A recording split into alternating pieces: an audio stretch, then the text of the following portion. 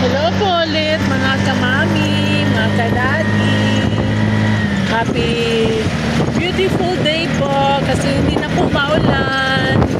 Sana tuloy-tuloy na po pero sana huwag naman po masyadong mainit. Salamat po sa Diyos.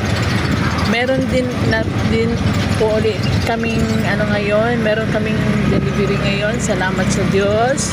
At least meron kaming income. Salamat sa Diyos. Kasi kung wala kaming delivery, wala din kaming income.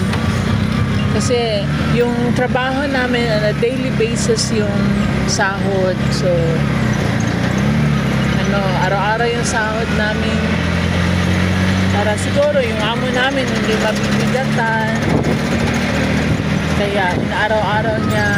So, binabudget ko yung yung sahod namin. Salamat sa Diyos ulit.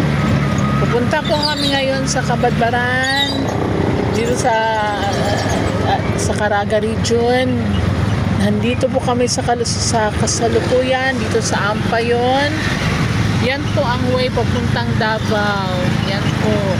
Dito naman po yung way papuntang Surigao, papuntang Siargao. Nandito po kami ngayon, banda ng Ampayon. Ito yung maliit na tulay. Ito po ay papuntang Ampayon Elementary School.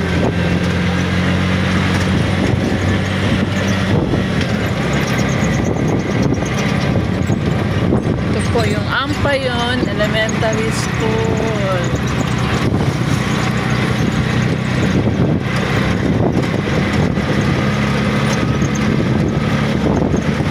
Kailangan po doon gusto ng amo namin na mabilis yung pagpapatakbo pero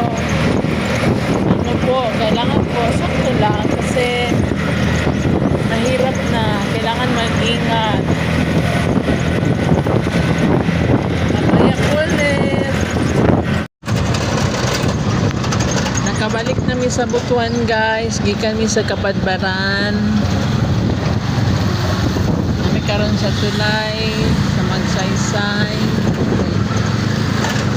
Nabikil akong likod guys, naiugat ka, naipit.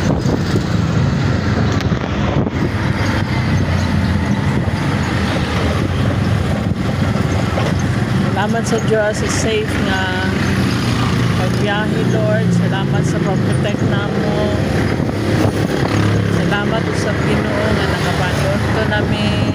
Salamat sa tanan Ginoo. Diretso na pud mi sa Libertad guys para makuha na pud mi gista. Kita taon niya guys.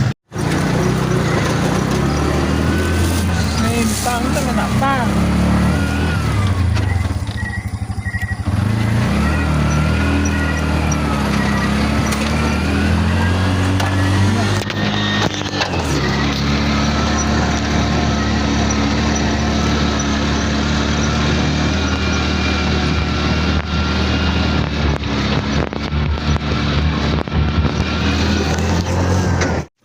Salamat sa Diyos, nakaraos din sa wakas. Paalis na kami, palabas na kami ng Bitos. Pupunta na naman kami sa Bonbon kasi meron kaming sisingilin doon. Then papunta kami ng Buena Vista, then Nasipit. Then balik na naman, pauwi na. Salamat sa Diyos.